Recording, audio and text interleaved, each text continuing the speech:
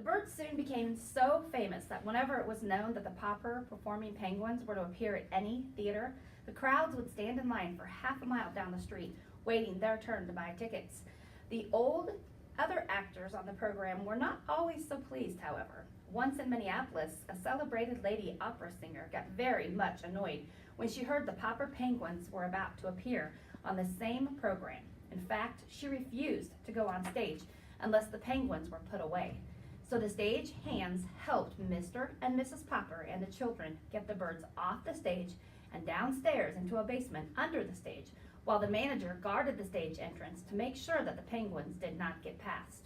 Down in the basement, the birds soon discovered another little flight of steps going up, and in another minute, the audience was shrieking with laughter as the penguins' heads suddenly appeared, one by one, in the orchestra pit where the musicians were playing. The musicians kept on playing, and the lady on the stage, when she saw the penguins, sang all the louder to show how angry she was. The audience was laughing so hard that nobody could hear the words of her song. Mr. Popper, who had followed the penguins up the stairs, stopped when he saw that it led to the orchestra pit. "I don't think I'm supposed to go up there with the musicians," he told Mrs. Popper. "The penguins did," Mrs. Popper said. "Papa, you better get them off before they start biting the pegs and strings off the fiddles," said Bill. "Oh dear, I just don't know what to do," said Mr. Popper, sitting down helplessly on the top step. "Then I will catch the penguins," said Mrs. Popper, climbing up past him, with Janie and Bill following. When they saw Mrs. Popper coming after them, the penguins felt very guilty, because they knew they did not belong where they were. So they jumped up on the stage, ran over the footlights, and hid under the singing lady's blue skirts. That stopped the singing entirely, except for one high, shrill note that had not been written in the music.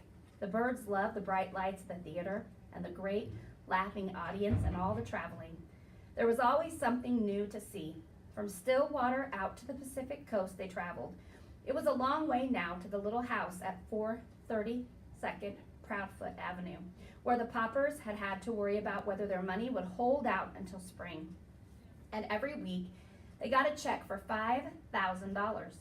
When they were not actually playing in some theater or traveling on trains between cities, their life was spent in the larger hotel.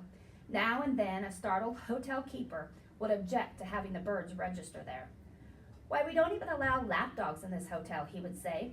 "Yes, but do you have any rule against penguins?" Mr. Popper would ask. Then the hotel keeper would give and have to admit that there was no rule about penguins at all. And of course, when he saw how neat the penguins were and how other guests came to his hotel in hopes of seeing them, he was very glad to have them. You might think that a large hotel would offer a great many opportunities for mischief to a lot of penguins, but they behaved very well. On the whole, never doing anything worse than riding up and down too often on the elevator, and occasionally biting the brass button off of some bellboy's uniform. $5,000 a week may sound like a great deal of money, and yet the Poppers were far from rich. It was quite expensive to live in grand hotels and travel around in taxicabs. Mr. Popper often thought that the penguins could just as well have walked back and forth between hotels and theaters, but every one of their walks looked so much like a parade that it always tied up traffic. So Mr. Popper, who never liked to be a nuisance to anyone, always took taxis. It was expensive to hang and have huge cakes of ice brought up to their hotel room to cool the penguins off. The bills in the fine restaurant where the Poppers often took their meals were often dreadfully high. Fortunately, however, the penguins' food had stopped being an expense to them.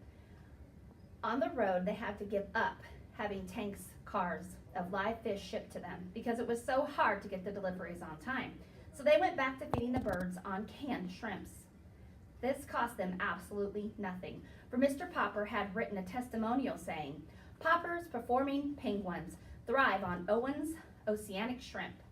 This statement, with a picture of 12 penguins, was printed on the leading magazine, and the Owen's Oceanic Shrimp Company gave Mr. Popper an order that was good for free cans of shrimp at any grocery store anywhere in the country. Several other companies, such as the Great Western Spinach Growers Association and the Energetic Break Fast Oats Company, wanted him to recommend their product too, and offered him large sums of cash, but the penguins simply refused to eat spinach or oats.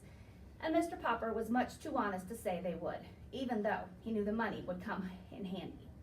From the Pacific coast, they turned east again to cross the continent. They had time enough on this brief tour to touch other larger cities. After Minneapolis, they played Milwaukee, Chicago, Detroit, Cleveland, and Philadelphia. Wherever they went, their reputation traveled ahead of them. When, early in April, they reached Boston, huge crowds awaited them at the railway station. Up to now, it had not been too difficult to keep the Penguins comfortable. But a warm spring wind was blowing across Boston Common, and at the hotel, Mr. Popper had to have the ice brought up to his room in 1,000-pound cakes. He was glad that the 10-week contract was almost up, and that the next week, when the Birds were to appear in New York, it was their last. Already, Mr. Greenbaum was writing about a new contract. Mr. Popper was beginning to think, however, that he had better be getting back to Stillwater, for the Penguins were growing irritable.